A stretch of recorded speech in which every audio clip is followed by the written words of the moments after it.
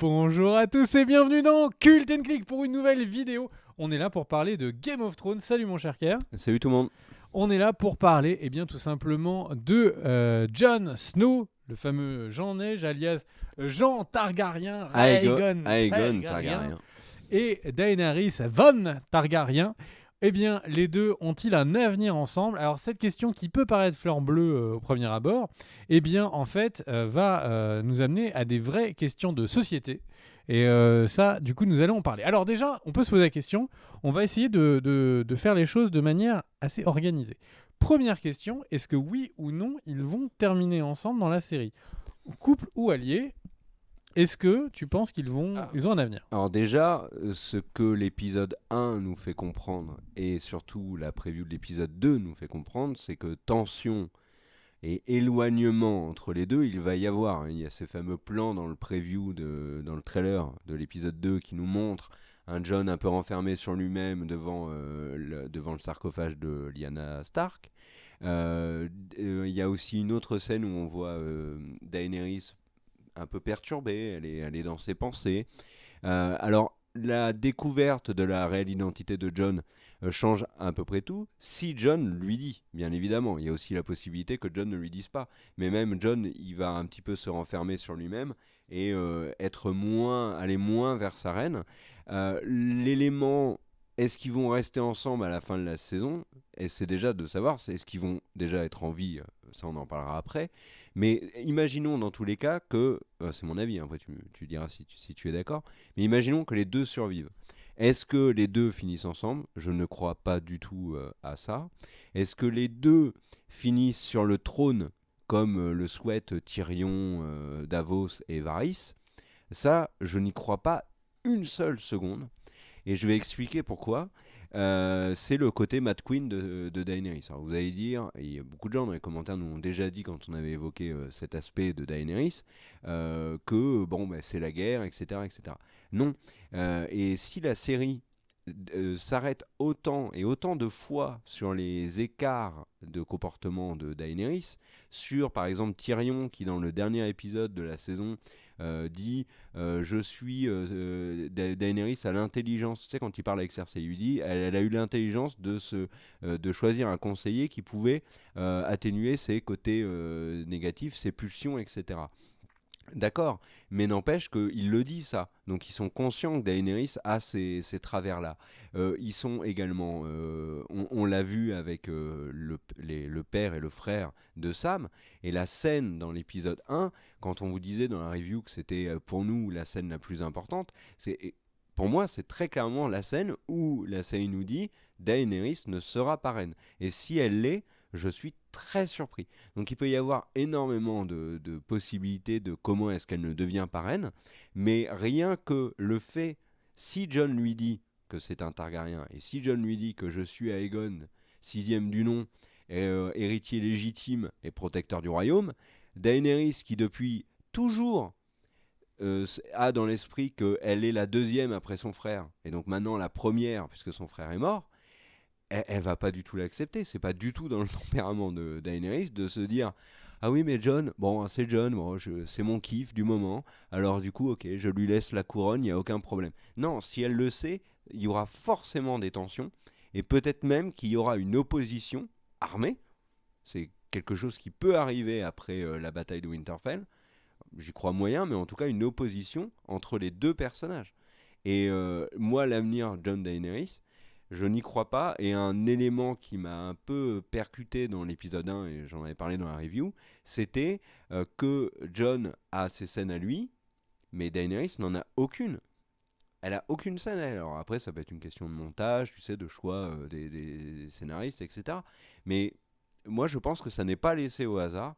Euh, c'est pas Daenerys la reine, à mon sens, à la fin de la série, et je crois pas en l'avenir du couple Jon Daenerys. Et puisque tu parlais d'éléments de société, je vais revenir dessus. J'en ai déjà parlé dans plusieurs vidéos, mais le fait que la série la plus populaire de la planète, qui est un véritable phénomène, se conclut avec les deux héros principaux dans une relation de couple alors qu'ils sont de la même famille, ça va forcément créer des polémiques. Et ça va forcément être ce que HBO ne veut pas. Pourquoi HBO ne le veut pas? Il y a eu une polémique qui commence à dater. Peut-être que ceux qui ont pris la série en cours n'en ont pas conscience.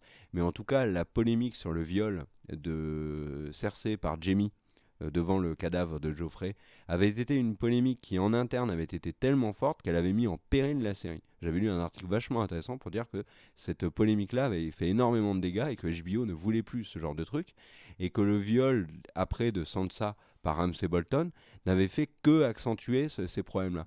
Donc je pense que HBO qui veut que le final de Game of Thrones soit un final plus ou moins fédérateur, même s'ils ont dit que beaucoup de fans allaient être déçus. En tout cas, ce que ne veut pas HBO, à mon sens, c'est que la série se clôture sur une polémique qui vienne entacher 8 saisons épiques d'une série d'une immense qualité. Tu vois ce que je veux dire? Moi, je vois pas HBO se dire « Bon, c'est pas grave, on s'en fout, etc. » Donc, c'est forcément un élément que HBO va prendre en compte. Oui, l'histoire de Westeros ne se déroule pas en 2019, ici, maintenant. Mais la série est diffusée en 2019, ici, maintenant, là où polémique il y a partout, pour tout et pour rien. Et là, en l'occurrence, ça serait une polémique sur un sujet qui est juste un tabou universel. L'inceste est un tabou universel. Donc, je pense que c'est un choix que HBO ne fera pas. Et je me demande même si les boss de HBO n'ont pas dit à Weiss et Benioff mollo. Hein. Franchement, je le pense vraiment. Donc je serais surpris que les deux terminent ensemble, main dans la main, à faire des roulades dans un champ de pâquerettes sur Naboo. Ça me paraît assez peu probable. Et toi, t'en penses quoi de ça? Mais avant de donner mon avis, merci Kier, pour moi, l'élément le plus important, celui sur lequel tu as effleuré le sujet, en tout cas diégétique, hein, dans l'histoire même de Game of Thrones, c'est tout simplement la gestion des prisonniers par Daenerys. C'est-à-dire que le fait de brûler des prisonniers, c'est quelque chose qui est très rare dans l'histoire, non?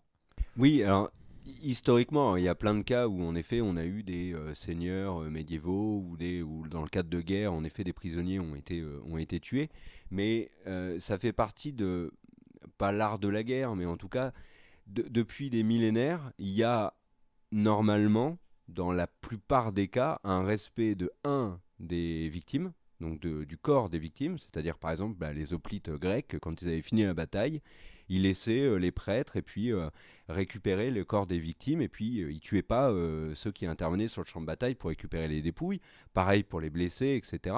Et aussi les prisonniers, on ne tue pas normalement un prisonnier de guerre, une fois qu'il a déposé les armes, on ne le tue pas, c'est comme ça. Et je vois mal la série mettre sur le trône avec un grand smiley, un personnage qui, la saison d'avant, a pris son dragon et a carbonisé le père et le frère d'un des personnages les plus importants de la série en plus. C'est pas deux random péons qui ont été tués au hasard. Parce que vous allez me dire, des prisonniers qui ont été tués dans la série, il y en a eu plein. La Montagne, quand il est en guerre, tu sais, contre les Stark La avec montagne Robb. n'est pas dans le camp des gentils. Oui, exactement. En fait, c'est un vrai problème. C'est-à-dire que là, il y a toujours les mêmes constructions dans ce genre de série ou de film. Le gentil ne fait pas ça. Alors vous allez me dire, Goth n'est pas une série où il y a en effet des gentils bien distincts et puis des méchants bien distincts. On peut en effet dire que Jaime a évolué, que Daenerys évolue aussi. Mais la finalité, au bout du chemin, quand il faudra mettre quelqu'un sur le trône, si quelqu'un il y a sur le trône, je vois pas que Daenerys, pour la raison évoquée avec John, mais aussi pour juste le côté Mad Queen. Le côté Mad Queen de Daenerys, ils se sont énormément attardés dessus. Dans la saison précédente, il y a eu des discussions entre Varys et Tyrion où les deux sont un peu en mode on flippe de ce que peut faire Daenerys, il faut réussir à la contrôler. Enfin, moi honnêtement, la série s'arrête là. Avec Daenerys sur le trône, ben je me dis pas ok, ça se finit bien avec Daenerys qui est devenue reine, ça va aller mieux pour tout le monde. Non, je me dis pas ça. Hein. Et du coup, si on part du principe que les deux ne finissent pas ensemble, pour toutes les raisons que tu as évoquées, eh bien du coup, ça laisse la place à des options. Oui. Alors, les options, du coup, je vais donner quelles sont mes hypothèses.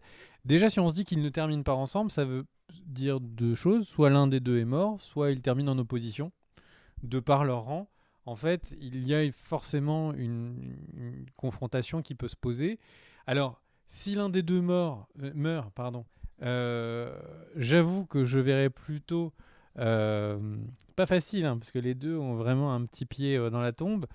Jon est déjà mort, Daenerys, ça clôturerait très bien son histoire.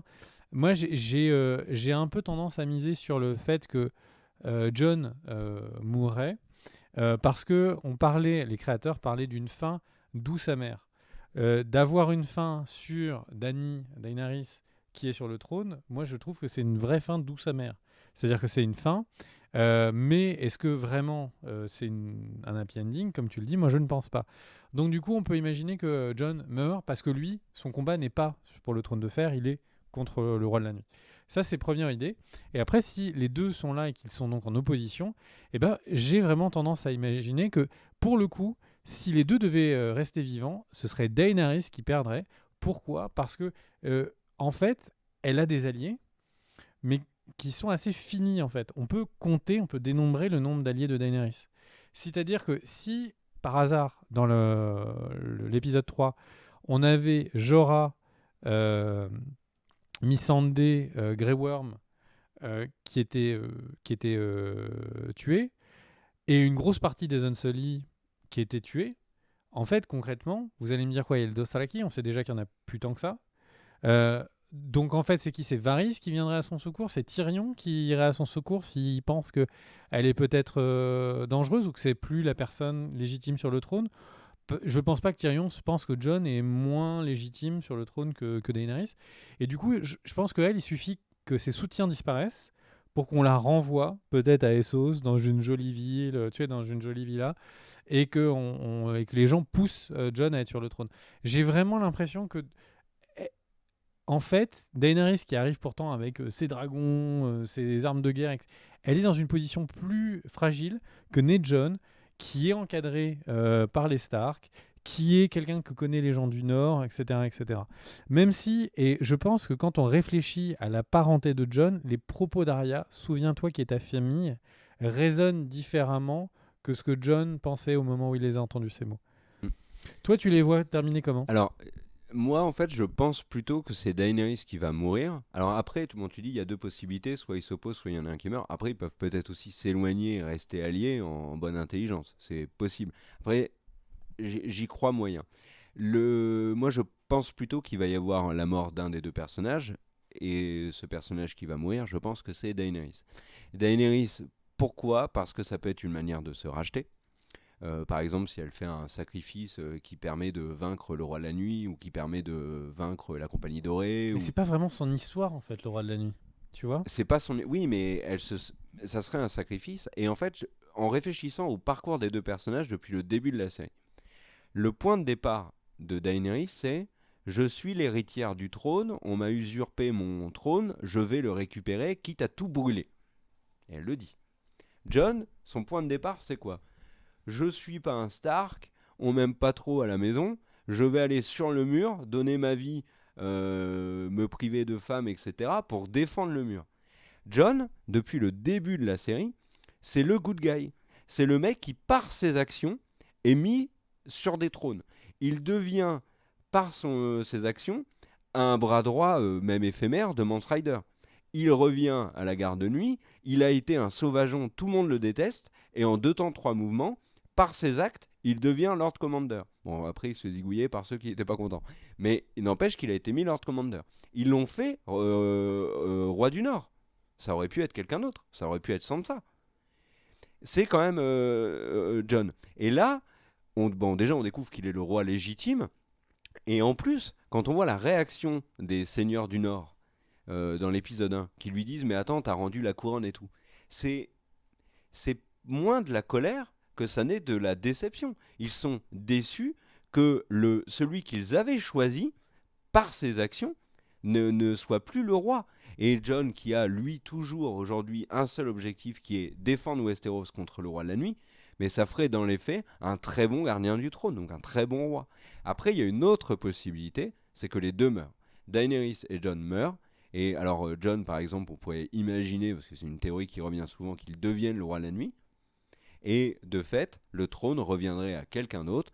Et moi, j'aime beaucoup l'idée que Sansa devienne reine avec Tyrion main de Sansa, et là pour le coup ça serait une fin douce et amère. C'est-à-dire qu'on aurait perdu Jon et Daenerys, mais dans les faits, Sansa, ça serait un incroyable pied de nez à ce qu'a vécu Sansa, qu'elle devienne reine, parce qu'on rappelle quand même que dans la salle du trône, c'est là que Joffrey la dévêtit et humiliée devant tout le monde, qu'elle a passé des moments absolument horribles de sa vie, et avec Tyrion à ses côtés alors qu'ils ont été mariés de force, là ça serait une alliance voulue des deux, et en plus ça serait Sansa côté Stark et Tyrion côté